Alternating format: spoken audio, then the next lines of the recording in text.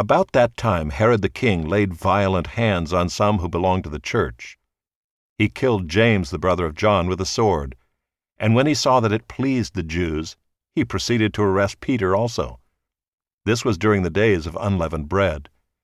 And when he had seized him, he put him in prison, delivering him over to 4 squads of soldiers to guard him, intending after the Passover to bring him out to the people.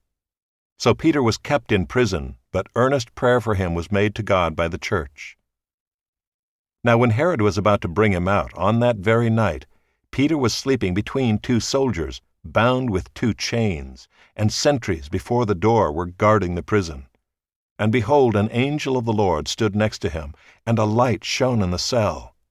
He struck Peter on the side and woke him, saying, "Get up quickly." And the chains fell off his hands. And the angel said to him, "Dress yourself and put on your sandals." And he did so. And he said to him, "Wrap your cloak around you and follow me." And he went out and followed him. He did not know that what was being done by the angel was real, but thought he was seeing a vision. When they had passed the first and the second guard, they came to the iron gate leading into the city. It opened for them of its own accord, and they went out and went along one street, and immediately the angel left him. When Peter came to himself, he said, "Now I am sure that the Lord has sent his angel and rescued me from the hand of Herod and from all that the Jewish people were expecting." When he realized this, he went to the house of Mary, the mother of John, whose other name was Mark, where many were gathered together and were praying. And when he knocked at the door of the gateway, a servant girl named Rhoda came to answer. Recognizing Peter's voice, in her joy she did not open the gate, but ran in and reported that Peter was standing at the gate.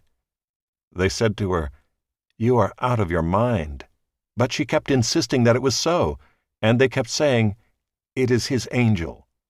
But Peter continued knocking, and when they opened, they saw him and were amazed.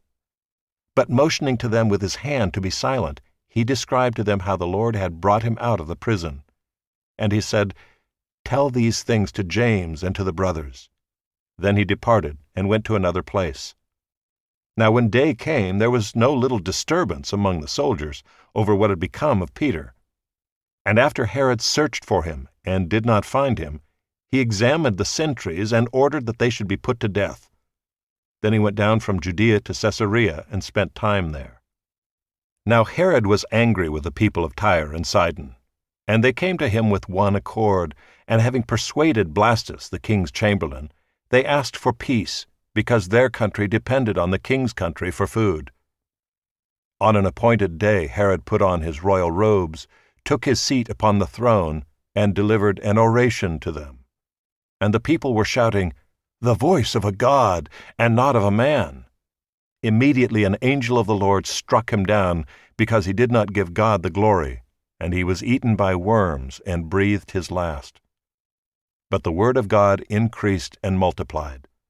And Barnabas and Saul returned from Jerusalem when they had completed their service, bringing with them John, whose other name was Mark.